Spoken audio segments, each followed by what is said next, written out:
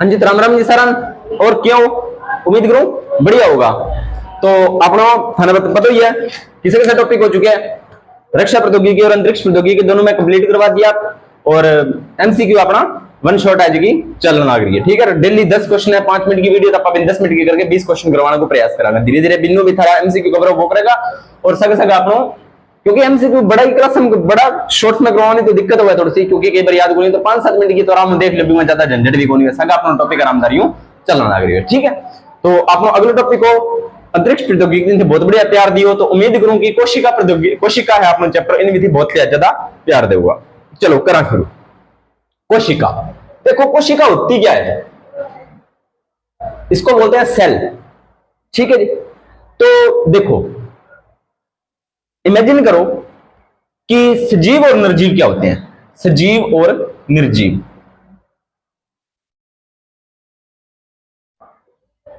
सजीव तो सर वे जीव होते हैं जो गति करते हैं, और निर्जीव वे होते हैं जो गति नहीं करते।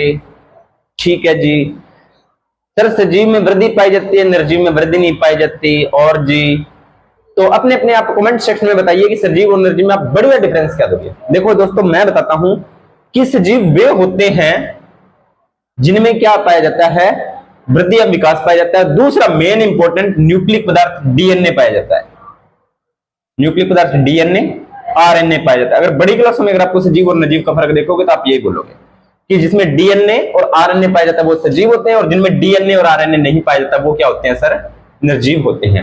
अब भी आपने बताया कि सर सजीव होते हैं वो गति करते हैं, जैसे मान लीजिए हम गति कर रहे हैं तो हम सजीव हो गए, बिल्कुल सही बात है। गति तो मोटरसाइकिल भी कर रहा है, रेलगाड़ियां भी कर रही हैं, हवाई जहाज भी कर रही हैं, तो क्या वो सजीव है? नहीं। सर सजीव वृद्धि करते हैं, निर्जीव वृद्धि नहीं करते। क्यों नहीं करते भाई? पहाड़ है तो वो वृद्धि करते हैं, टीले हैं वो वृद्धि करते हैं, नदियां होती हैं उनका बहाव क्षेत्र बड़ा होता है, तो क्या वो सजीव है? फिर नहीं, सजीव नहीं है, वो क्या है, निर्जीव है। ठीक है, तो आपको अभी क्या ध्यान में रखना है कि जो सजीव होते हैं उनमें डीएनए आरएनए, इनको बोला जाता है न्यूक्लिक पदार्थ। क्या बोला जाता है? न्यूक्लिक पदार्थ बोला जाता है, या न्यूक्लिक अम्ल बोला जाता है, न्यूक्लिक एसिड बोला जाता है। ठीक है, तो ये होते हैं आपको सजीव और निर्जीव। अब सजीव जो होते हैं ना, वो बना होता है, कोई भी जो सजीव है वो कोशिका से मिलकर बना होता है। किससे मिलकर बना होता है दोस्तों?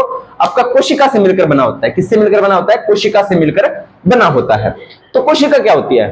तो आप कह सकते हो कि किसी भी जीव की, किसकी, कोई भी जीव है तो उसकी संरचनात्मक, क्रियात्मक और रचनात्मक, कौन कौन सी? संरचनात्मक, रचनात्मक और क्रियात्मक की एक सूक्ष्म इकाई है। क्या है? एक सूक्ष्म इकाई है। कैसे सर, हमें समझ नहीं आया, समझाते हैं।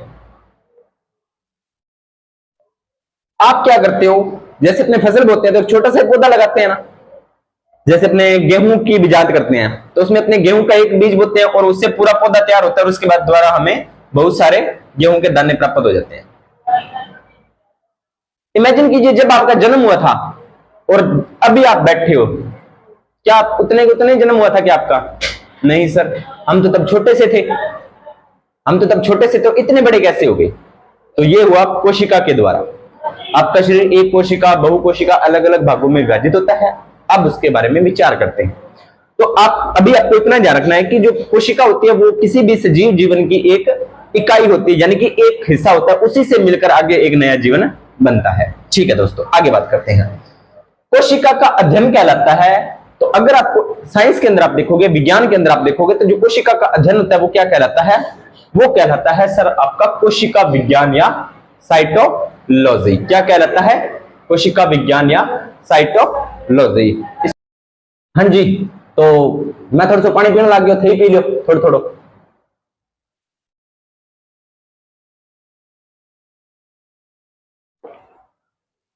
तो करा शुरू। अपने बात कर रहे थे साइटो, साइटो। देखो साइटोलॉजी का अर्थ क्या है भाई? कोशिका के, कोशिका विज्ञान या कोशिका के अध्ययन को साइटोलॉजी क्यों कहते हैं? लेटिन भाषा का शब्द है साइटो। कौन सी भाषा का शब्द है जी? लेटिन भाषा का शब्द है जितना साइटो। इसका अर्थ होता है कक्ष, कोश या कमरा। ठीक है, तो इसके नाम के आधार पर ही इसे कोशा नाम दिया गया। और लॉजी का अर्थ होता है, लॉजी आपको पता है लेटिन भाषा का शब्द है जिसका अर्थ होता है, इसे लॉजी को लिया गया लोगस से। ठीक है, लेटिन भाषा का शब्द है लोगस का अर्थ होता है अध्ययन करना। क्या होता है जी? अध्ययन करना। तो कोशिका का अध्ययन करना क्या कहलाता है? साइटोलॉजी। यहां से आपका नाम हो जाता है क्लियर। ठीक है, जीव की संरचनात्मक, जीव की यानी कि अपने सजीव की बात करेंगे, इसमें निर्जीव की बात नहीं करेंगे। सजीव की संरचनात्मक यानी कि संरचना बनाने वाली, रचनात्मक यानी कि उनके रचना करने वाली, और क्रिया करने, क्रियात्मक का मतलब होता है क्रिया करने वाली सूक्ष्म इकाई है, यानी कि सबसे छोटी इकाई है आपकी कोशिका। क्या है जी? अपनी कोशिका है। ठीक है जी, पहली बात आपको क्लियर हो गई। अब जो जीव होते हैं वो दो प्रकार के होते हैं। कितने प्रकार के होते हैं सर? सर जीव होते हैं दो प्रकार के। अब आप बोलोगे कि सर दो प्रकार के नहीं होते, बहुत प्रकार के होते हैं। बिल्कुल होते हैं बहुत प्रकार के, लेकिन अपने अभी को कोशिका के आधार पर दो प्रकार के देखने हैं। एक तो होता है एक कोशिका के आधार पर। किसके आधार पर? कोशिका के आधार पर। तो एक होता है आपका एक कोशिकीय जीव, एक कोशिक जीव, और दूसरा होता है बहुकोशिक जीव। ये बहु वो वाली नहीं है जो शादी के बाद आती है, ये बहु का मतलब है बहुत। ठीक है, देखो इसका मतलब है एक कोशिका, मतलब आता है कि जिन जीवों का शरीर एक ही कोशिका का बना होता है, जिन जीवों का शरीर एक ही कोशिका से मिलकर बना होता है या एक ही कोशिका से बना होता है, उसे बोलते हैं आप एक कोशिक जीव। और जिन जीवों का शरीर एक से अधिक कोशिकाओं का मिलकर बना होता है, उसे बोलते हैं बहुकोशिक जीव। तो एक कोशिका आपको उदाहरण याद रखना है, अमीबा। क्या बोलते हैं सर? अमीबा। और दूसरा है आपका पैरामीशियम। अमीबा मोस्टली एग्जाम में लिखा होता है, कोई दिक्कत नहीं है, लेकिन साथ में थोड़ा सा मैंने आपको बता दिया, पैरामीशियम भी आप थोड़ा सा याद में रख लेना। वैसे इसके साथ में एक दो मैं और बता देता हूं। एक होता है स्पायरोगायरा भी होता है, स्पायरोगायरा, और दूसरा आपका वॉल्वक्स भी होता है, वॉल्वक्स। बहुत सारे ऐसे सूक्ष्म जीव हैं जो एक कोशिकीय जीव में आते हैं। बहुकोशिकीय जीव में आप मानव ले सकते हो, पेड़ पौधे ले सकते हो, ये सारे बहुकोश। अब जैसे हम हैं तो हम बहुकोशिक जीव हैं। हमारे हमारे शरीर के अंदर जो कोशिकाएं पाई जाती हैं वो एक से ज्यादा प्रकार की कोशिकाएं पाई जाती हैं, और एक से ज्यादा कोशिकाएं, एक से ज्यादा प्रकार की कोशिकाएं पाई जाती हैं, और एक से ज्यादा कोशिकाएं पाई जाती हैं। अब देखिए आपको एक चीज मैं और बताता हूं कि हमारा जो शरीर है वो एक स्टेप बाय स्टेप बनता है। कैसे बनता है? देखो, जब निषेचन हो जाता है, क्या हो जाता है? निषेचन या फर्टिलाइजेशन। फर्टिलाइजेशन के बाद एक कोशिका होती है जिसे बोलते हैं आप, क्या बोलते हैं? वो युग्मनज। ये एक सिंगल सेल होती है। अब एक जैसी कोशिकाएं, यानी कि एक जैसी कोशिकाएं, ये बनाती हैं ऊतक, और ऊतक मिलकर बनाते हैं अंग, अंग मिलकर बनाते हैं तंत्र, और तंत्र मिलकर बनाते हैं जी शरीर। इस तरह से हमारे शरीर का होता है जो निर्माण होता है। तो कुछ जीवों का शरीर कोशिका संगठन तक ही रह जाता है, कुछ का ऊतक तक पहुंचता है, कुछ के अंदर अंग होते हैं, कुछ के तंत्र होते हैं, और जो जिसके अंदर शरीर होते हैं वो संपूर्ण विकसित जीव होते हैं। क्या होते हैं जी? संपूर्ण विकसित जीव। क्या होते हैं जी? संपूर्ण विकसित जीव होते हैं। ये बात आपको ध्यान में समझ में आ गई होगी। चलिए अब बात करते हैं अपने कोशिका की, स्टार्ट करते हैं। इसकी शुरुआत करते हैं कोशिका की। 4-5 लाइनें बता रहा हूं, नोट कर लेना। ब्रह्मांड की सबसे बड़ी कोशिका, या सीधा पूछ लेता है सबसे बड़ी कोशिका, तो आपको ध्यान दे लेना है कि सर सबसे बड़ी कोशिका होती है शुतुरमुर्ग का अंडा। कौन? किसका अंडा? शुतुरमुर्ग का अंडा। तो सर फिर सबसे छोटी भी बता दीजिए। बता देते हैं जी, क्या दिक्कत है? सबसे छोटी होती है स्टूडेंट्स माइकोप्लाज्मा। क्या होती है जी? माइकोप्लाज्मा। क्या होता है जी? माइकोप्लाज्मा। और इसका आकार होता है 0.1 म्यू एम से 0.5 म्यू एम। ये आपको आकार भी थोड़ा सा ध्यान में, दिमाग में आता है जो अटका लेना। ठीक है जी। सर फिर मानव शरीर में सबसे बड़ी कोशिका कौन सी होती है? मानव शरीर में भी बता देते हैं जी, क्या बड़ी बात है। मानव शरीर में सबसे बड़ी कोशिका, तो मानव शरीर में सबसे बड़ी कोशिका होती है जी जनन कोशिका होती है। कौन सी कोशिका होती है? एक जनन कोशिका होती है। ठीक है, नाम क्या है? नाम है सर ओवम। क्या है जी? ओवम या अंडाणु। किसमें पाया जाता है सर? मेल या फीमेल में? तो किसमें पाया जाता है? ये पाया जाता है फीमेल में, यानी कि मादा में, यानी कि औरत में, यानी कि महिला में। तो सर सबसे छोटी भी बता दीजिए। छोटी बता देते हैं। छोटी भी जनन कोशिका होती है, ये भी मानव में पाई जाती है। तो ये आपकी कौन सी होती है? ये होती है जी आपकी शुक्राणु। क्या जी? शुक्राणु। शुक्राणु किसकी जनन कोशिका है? ये होती है मेल की, नर की, पुरुष की। ठीक है जी। सर फिर सबसे लंबी कोशिका, लंबी भी बता देते हैं जी। लंबी होती है आपकी तंत्रिका कोशिका। कौन सी कोशिका बेटा जी? तंत्रिका कोशिका। इसका अन्य नाम होता है जी न्यूरॉन। ठीक है जी, यहां तक आपको कोई दिक्कत नहीं होनी चाहिए। ठीक है जी, अब आगे बात करते हैं। चलिए देखते हैं। रफ कॉपी लेके बैठना, साथ के साथ नोट्स बनाते चलना। जो जो मैं बता रहा हूं इससे बार क्वेश्चन नहीं जाएगा आपका। हो सकता है मैं इस चैप्टर को थोड़ा लंबा खींचूं, क्योंकि यहां से क्वेश्चन अच्छे क्वेश्चन बनते हैं। रीड मेंस में भी शायद है ये टॉपिक, और जेल जो आपका राजस्थान पुलिस के अंदर ये दिया हुआ है। ठीक है, इसलिए मैं थोड़ा सा इसको थोड़ा हाई लेवल का करवाने का प्रयास कर रहा हूं। ठीक है जी। वैसे ये लैब असिस्टेंट के लिए भी मोस्ट इंपोर्टेंट है। अगर साइंस वाले बच्चे हैं जो लैब असिस्टेंट की तैयारी कर रहे हैं, जिनके पास बायोलॉजी है, उनको तो ऑलरेडी आता है, फिर भी नहीं आता है तो इसको और देख लेना। और जो बच्चे लैब असिस्टेंट की तैयारी कर रहे हैं, जिनके पास बायो नहीं थी और उनको बायो पढ़नी पड़ रही है, तो उनके लिए भी ये मोस्ट इंपोर्टेंट ऑफ टॉपिक है। चलिए शुरुआत करते हैं। कोशिका की खोज। कोशिका की खोज की थी किसने? रॉबर्ट हुक ने। किसने की थी जी? रॉबर्ट हुक ने की थी। कब की थी? 1665 में। देखो ये हुआ क्या था। वैसे तो इसकी कोई कहानी बुक्स में नहीं मिलती, लेकिन अपने याद करने के लिए छोटी सी कहानी बनाते हैं। देखो 1665 की बात है। रॉबर्ट हुक भाई साहब थे, तो इन्होंने देखो अपने कहते हैं कि बेलो दिमाग का जो शैतान वो घर है नहीं, तो आप ही कोई खोज करे करो। करोगे? खोज तो करो, पर है नहीं, श्रद्धा वर्ग की खोज करो।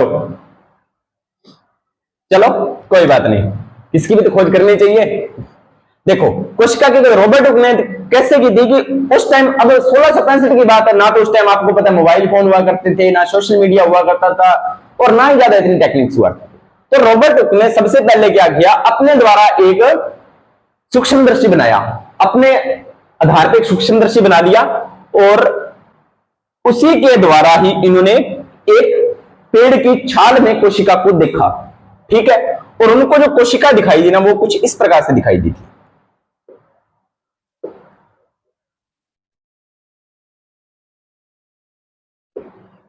कुछ इस प्रकार से कोशिकाएं दिखाई दी थी। ठीक है, तो इन्होंने इसे नाम दे दिया कोशा या सेल्यूला। कोशा या सेल्यूला, और वहां से नाम पड़ गया जी इसका सेल। ये तो है आपकी कोशिका। तो सर ऊपर ये क्या बनाई आपने? इस प्रकार इसको दिखाई दी ना, तो इन्होंने देखा कि ये, इनको इन्होंने नाम दे दिया कोशिका भित्ति। क्या नाम दे दिया जी? कोशिका भित्ति। देखो बाद में पता चला था कि ये कोशिका भित्ति थी, तो डायरेक्ट एग्जाम में क्वेश्चन पूछ रहे थे। अब देखो चौथी क्लास से आप पढ़ते हुए आ रहे हो, कोशिका की खोज रॉबर्ट हुक, कोशिका की खोज रॉबर्ट हुक। ठीक है, तो एग्जाम में ये क्वेश्चन तो पूछेगा नहीं आपसे, कन्फर्म है कि कोशिका की खोज किसने की थी। अगर एग्जाम बनाने वाला एग्जामिनर थोड़ा मतलब कह सकते हैं कि मेरे जैसा है, ठीक है, तो वो एक क्वेश्चन डाल दे जो बच्चों पे तरस खा ले, बाकी तो ऐसा क्वेश्चन बनता नहीं है। ठीक है, तो फिर क्या क्वेश्चन बन सकता है? कोशिका भित्ति की खोज से क्वेश्चन बन सकता है, क्योंकि ये बहुत कम लोगों को पता होता है। कोशिका भित्ति की खोज भी किसने की थी? आपकी रॉबर्ट हुक ने की थी। कब की थी? ये भी उन्होंने 1665 में कर दी थी। अब ये जो कोशिका थी ना, जो इन्हें रॉबर्ट हुक ने खोजी थी, वो एक मृत कोशिका थी, यानी कि मरी हुई कोशिका थी। मृत का मतलब होता है मरी हुई, यानी कि उसके अंदर कोशिकांग उपस्थित नहीं थे। अगर नहीं थे तो वो दिखाई नहीं दिए, मतलब मरी हुई कोशिका होती है, उसके अंदर कुछ नहीं होता। ठीक है जी। अब ये बात मैंने बता दी, कोशिका की खोज रॉबर्ट हुक, कोशिका भित्ति की खोज 1665 रॉबर्ट हुक ने कर दी थी। मृत कोशिका की खोज अपने द्वारा बनाई गई सूक्ष्मदर्शी माइक्रोस्कोप के द्वारा इन्होंने कर दी। तो सर फिर ये मृत कोशिका की खोज कर दी, उसके बाद में क्या हुआ? उसके बाद में इसका एक भाई आता है, वैसे भाई नहीं है लेकिन अपने भाई बना देते हैं, क्योंकि वैज्ञानिक भाई होते हैं, है ना, तो अपने बना देते। इसका एक भाई है जिसका नाम था एंटोनी ल्यूवेनहॉक। क्या नाम था? एंटोनी ल्यूवेनहॉक। ये आपको नाम पता होना चाहिए, यहां से क्वेश्चन आपको एक आधा जरूर मिलता है एग्जाम में। एंटोनी ल्यूवेनहॉक, इन्होंने की थी सर जीवित कोशिका की खोज। कौन सी कोशिका की? जीवित कोशिका की। यानी कि इन्होंने जिस कोशिका को खोजा उसके अंदर कोशिका भित्ति भी थी, कोशिका झिल्ली भी थी, केंद्रक भी था, माइटोकॉन्ड्रिया भी था, लाइसोसोम भी था, गोल्जी का बुका भी था, अंतःप्रदेशी जालिका भी थी, ठीक है, गुणसूत्र भी थे, केंद्रिका भी थी, ये सारी चीजें थी। तो जीवित कोशिका की खोज किसने कर दी? एंटोनी वॉन ल्यूवेनहॉक ने। अब इसके अंदर भाई साहब आ गया कॉन्फिडेंस। क्या आ गया जी? कॉन्फिडेंस आ गया कि मैं तो बहुत कुछ कर सकता हूं, और इन्होंने किया भी।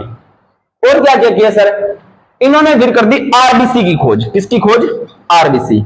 आरबीसी अपने पढ़ चुके हैं पिछले चैप्टर में, रक्त वाले में, तो दोबारा पढ़ने की जरूरत है आपको नहीं है, क्योंकि आप पढ़ चुके हो। आरबीसी की खोज।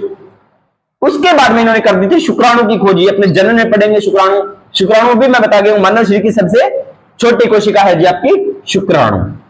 जीवाणु की खोज भी इन्होंने कर दी, इन्होंने एंटोनी वॉन ल्यूवेनहॉक ने, यानी कि आरबीसी की खोज भी एंटोनी वॉन ल्यूवेनहॉक, शुक्राणु की खोज भी एंटोनी वॉन ल्यूवेनहॉक, जीवाणु की खोज भी एंटोनी वॉन ल्यूवेनहॉक, और प्रोटोजोआ की खोज भी एंटोनी वॉन ल्यूवेनहॉक। अभी आप इन दोनों को ध्यान रखें, जीवाणु, प्रोटोजोआ, शुक्राणु के बारे में अपनी नेक्स्ट क्लासों में विचार करेंगे। ठीक है जी। अब मैंने आपको बताया कि कोशिका के अंदर क्या होता है जी? केंद्रक होता है। क्या होता है जी? आपका केंद्रक, न्यूक्लियस या नाभिक भी बोलते हैं इसे।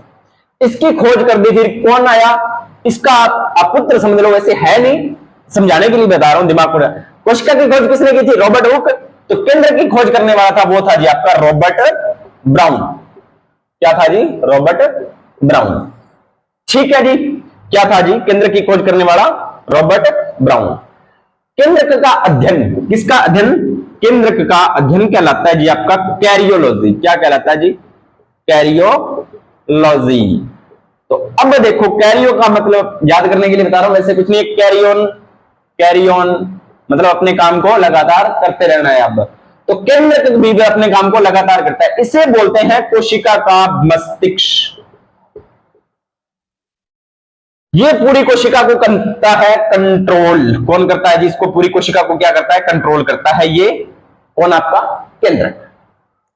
अब केंद्रक के अंदर भी एक और चीज पाई जाती है। क्या पाई जाती है सर? वो पाई जाती है आपकी केंद्रिका। क्या पाई जाती है जी? आपकी केंद्रिका। क्या पाई जाती है जी? आपकी केंद्रिका। तो केंद्रिका की खोज करने वाला कौन है? मैं बता देता हूं, फेलिक फोंटाना। कौन है जी? फेलिक फोंटाना। ये है केंद्रिका की खोज। अब समझो एक चीज आपको नॉर्मल, आपकी फैमिली में क्या होता है? अब मान लीजिए आपका पूरा परिवार एक कोशिका है, तो आपके परिवार को कंट्रोल कौन करता है? आपके परिवार का मुखिया कौन होता है? आपके पापा। ठीक है। तो आपके पापा, आपको पूरा परिवार हो, ठीक है, आपका घर है वो एक कोशिका है, आप वहां के कोशिकांग हो। कोई राइबोसोम है, कोई लाइसोसोम है। जैसे ज्यादातर लड़कियां घरों में लाइसोसोम की तरह काम करती हैं, क्योंकि कोशिका का सफाई कर्मचारी लाइसोसोम ही होता है। देखो, लड़कियों के लिए रिक्वेस्ट, मैं वैसे ही मजाक में मतलब आपको समझाने के लिए बता रहा हूँ, वैसा मेरा किसी को भावनाओं को ठेस पहुंचाना नहीं है। ठीक है। तो राइबोसोम, अब जैसे घरों में लड़के काम करते हैं बेचारे, सुबह से 7 दिन बाद खेत में पीड़े, तो वो एक बिजली घर की तरह करते हैं, घर में ऊर्जा का निर्माण करते हैं, खेत में काम कुम करे बाबड़ा, कि मेरे प्रकार से भी कौन करे। चलो कोई बात नहीं। और दूसरी बात, तो कोशिकांग समझ में आ गया।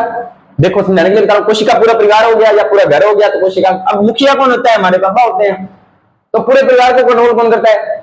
जैसे पूरी कोशिका को कंट्रोल केंद्र कर रहा है, पूरे परिवार को कंट्रोल कौन कर रहा है? पापा। अब केंद्र को भी कंट्रोल करने के लिए चाहिए कौन? चाहिए केंद्रिका। जैसे पापा को कंट्रोल करने के लिए कौन होती है? मम्मी। वही तो चीज है, समझाने के लिए बता रहा हूं। तो केंद्रिका की खोज फेलिक फोंटाना। ठीक है। थोड़ा सा मैं आपको एक चीज बता देता हूं, साइंस एक ऐसा सब्जेक्ट है, अगर आप लगातार देखो इसको, अगर रियल लाइफ से अगर आपने करना है तो इसको थोड़ा सा रियल लाइफ से जोड़ के पढ़िए, बड़ा मजा आता है साइंस पढ़ने में, बहुत मजा आता है। मैं ऑफलाइन कोचिंग में पढ़ाता हूं, मैं खुद की पढ़ाई खुद नहीं कर रहा, बाकी खुद ही कर लेनी चाहिए, क्योंकि दुनिया बुराई करने के लिए है। ठीक है। तो जिन बच्चों को साइंस में इंटरेस्ट नहीं था ना, आज उन बच्चों का साइंस में बहुत इंटरेस्ट है। ठीक है। पढ़े ना पढ़े वो उनकी मर्जी है, लेकिन मैंने उन बच्चों के दिमाग में साइंस के प्रति, मतलब जो वो सोचते थे साइंस बहुत बोरिंग सब्जेक्ट है, कभी याद नहीं होती, वो ऐसे चुटकियों में याद करते हैं साइंस। मतलब उन साइंस की क्लास को बोरिंग नहीं कहते, इंटरेस्टिंग मानते हैं। ठीक है जी। चलिए आगे बात करते हैं अध्ययन कैरियोलॉजी का। अब आता है कोशिका सिद्धांत, यानी कि कोशिका सिद्धांत क्या बात कहता है। पहले मैं आपको कोशिका सिद्धांत बता देता हूं। कोशिका सिद्धांत कहता है, क्या कहता है कोशिका सिद्धांत? कोशिका सिद्धांत आपका कहता है कि जो नई कोशिकाओं का निर्माण है, जो कौन सी, यानी कि ये एक सेल है, ये पुरानी सेल मान लेते हैं, तो नई सेल इससे कैसे बनेगी? 1 से 2 सेल बनती है कोशिका विभाजन के द्वारा। किसके द्वारा? कोशिका विभाजन के द्वारा बनती है। ठीक है, पुरानी कोशिका नई कोशिकाओं का निर्माण पुरानी कोशिकाओं के विभाजन के द्वारा होता है। ये आपका कोशिका विभाजन है। ठीक है, अब देखिए इसमें 2 वैज्ञानिक का नाम आते हैं। पहला नाम आता है मैथियस स्लाइडेन। क्या नाम आता है? Matthias Schleiden. मैथियस स्लाइडेन ये वैज्ञानिक थे अपने जर्मन के, और ये वैज्ञानिक थे ना वो वनस्पति वैज्ञानिक थे, यानी कि पेड़ पौधों के वैज्ञानिक थे, बॉटनी के वैज्ञानिक थे। कब की बात है? 1838 की बात है। तो इन्होंने 1838 में किसने? मैथियस स्लाइडेन ने, जो जर्मन के वनस्पति वैज्ञानिक है, पौधे की विभिन्न प्रकार की कोशिकाओं से उन्होंने बोला कि पौधे ना जो विभिन्न प्रकार की कोशिकाओं से मिलकर बनते हैं, और जो आगे चलकर क्या बनाते हैं? उत्तक बनाते हैं। यानी कि इन्होंने एक बात बोल दी कोशिका सिद्धांत में कि कोशिकाओं से मिलकर क्या बनते हैं? कोशिका से मिलकर बनते हैं जी उत्तक। ये बात इन्होंने बोल दी। फिर इसी का एक साथी और आता है, वो कहां का रहने वाला है? ये तो जर्मन के थे, ये थे ब्रिटिश के, और साल बाद में आ जाते हैं 1839 में। उनका नाम है थियोडोर श्वान। थियोडोर श्वान। ठीक है, ये एक आपके कौन से थे? जूलॉजिक साइंटिस्ट थे या प्राणी वैज्ञानिक थे, यानी कि जंतुओं पर काम करने वाले ये वैज्ञानिक थे। तो इन्होंने क्या किया? इनका एक अपने शॉर्ट में नाम लिखे तो स्लाइडेन व श्वान। स्लाइडेन व श्वान। डायरेक्ट पूछ लेता है कोशिका सिद्धांत किसने प्रतिपादित किया, यानी कोशिका सिद्धांत किसने दिया? तो आप बोल दोगे कि सर स्लाइडेन व श्वान ने दिया। ठीक है, अब अपने आगे बात करते हैं। इन्होंने क्या क्या बताया था? इन्होंने बताया था कोशिका के बाहर एक पतली परत पाई जाती है। क्या कहा? कि कोशिका के बाहर एक पतली परत पाई जाती है। यानी कि मान लीजिए कोशिका बना देते हैं, इसके बाहर एक पतली इस तरह से परत पाई जाती है, जिसे क्या बोलते हैं? जिसे बोलते हैं सर कोशिका झिल्ली। क्या बोलते हैं? कोशिका झिल्ली। अब इसे जीव द्रव्य झिल्ली भी कहते हैं, प्लाज्मा झिल्ली भी कहते हैं, कोशिका कला भी कहते हैं, प्लाज्मा कला भी कहते हैं। ये इसके नाम है, कोशिका झिल्ली, जीव द्रव्य झिल्ली, प्लाज्मा झिल्ली, कोशिका कला, प्लाज्मा कला, ये इसके नाम है। ठीक है, ये जो झिल्ली होती है ना, ये होती है जी अर्धपारगम्य। क्या होती है? अर्धपारगम्य। क्या होती है जी? अर्धपारगम्य होती है। आगे बात करेंगे सभी के बारे में। अभी अपनी कोशिका सिद्धांत पढ़ रहे हैं तो अपने टॉपिक से नहीं हटते हैं। पादप कोशिका में कोशिका भित्ति पाई जाती है, यानी कि पादप कोशिका में कोशिका झिल्ली के साथ साथ आपकी जो है पादप में कोशिका भित्ति पाई जाती है। क्या पाई जाती है जी? कोशिका भित्ति पाई जाती है। अब एग्जाम में यहां से क्वेश्चन उठ जाता है कि ऐसा कौन सा कोशिकांग है जो जंतु कोशिका में नहीं पाया जाता लेकिन पादप कोशिका में पाया जाता है? तो आप डायरेक्ट आंसर टिक कर देना कि सर कोशिका भित्ति। पादप कोशिका, ऐसा कौन सा कोशिकांग है जो जंतु कोशिका में नहीं पाया जाता, पादप कोशिका में पाया जाता? तो आप बोल दो कि सर कोशिका भित्ति। ठीक है जी। नई कोशिका का निर्माण पुरानी कोशिकाओं के होता है। स्लाइडेन श्वान ने ये दोनों बातें दोनों मिक्स बोल दिए। तो इनका संयुक्त रूप से, यानी कि इनकी पूरी जो स्लाइडेन की जो थ्योरी थी और श्वान की जो थ्योरी थी, दोनों को मिक्स करके बोल दिया, कोशिका सिद्धांत दे दिया क्या? कि पुरानी कोशिकाओं का नई कोशिकाओं का निर्माण है वो पुरानी कोशिकाओं से होता है। ठीक है, लेकिन इसकी एक कमी रह गई थी। यहां से एक बार एग्जाम में क्वेश्चन पूछ लिया था, थोड़ा सा अगर टफ क्वेश्चन आता है तो यहां से क्वेश्चन पूछ लेता है कि नई कोशिकाओं का निर्माण है ना वो कैसे होता है, ये दोनों नहीं बता पाए थे। स्लाइडेन और श्वान है ना, ये दो बात नहीं बता पाए थे कि जो नई कोशिका, उन्होंने बोल दिया कि पुरानी कोशिकाओं से नई कोशिकाओं का निर्माण होता है, लेकिन उनको ये नहीं पता कि होता कैसे है, कि होता कैसे। आगे बात करते हैं रुडोल्फ विर्चो। अब रुडोल्फ विर्चो आते हैं 1855 में। ये बताते हैं, क्या बताते हैं कि पुरानी कोशिकाएं विभाजित होती हैं तथा नई कोशिकाओं का निर्माण होता है। रुडोल्फ विर्चो ने यह बात बोली थी कि पुरानी कोशिकाओं के विभाजन से ही नई कोशिकाओं का निर्माण जो है वो आपका होता है। उम्मीद करता हूं यहां तक समझ में आया होगा। ठीक है, मैं थोड़ा थोड़ा इसको टुकड़ों में करवाने का प्रयास कर रहा हूं क्योंकि यहां तक मैंने आपको बहुत अच्छे से करवाने का पूरा प्रयास किया। इस टॉपिक को मैं थोड़ा सा लंबा खींचूंगा क्योंकि एग्जाम में मोस्ट इंपोर्टेंट क्वेश्चन है। शाम को 9 बजे और सुबह 9 बजे, शाम को 9 बजे और सुबह 9 बजे मैं प्रयास करता हूं कि आपको दोनों टाइम 10-10 क्वेश्चन मिले रक्षा प्रौद्योगिकी और अंतरिक्ष प्रौद्योगिकी। नहीं तो एक टाइम तो आपको मिलेंगे। तो उस क्लास बहुत ज्यादा नहीं है, 5-7 मैक्सिमम 10 मिनट की आपकी क्लास होगी, कुछ नहीं है उसमें। ठीक है, तो ज्यादा से ज्यादा उस क्लास को भी देखना है, शेयर करना है, लाइक करना है, कमेंट करना है। और इस क्लास में स्लाइडेन और जो आपका है कोशिका सिद्धांत तक मैंने कंप्लीट करवा दिया है। उसके बाद में आगे बात करते हैं अपने कल इस क्लास को करते हैं यही समाप्त। मिलते हैं कल इसी समय। तो तब तक अपने क्लास को प्रॉपर नोट्स बनाइए, प्रॉपर सारी क्लासें देखिए।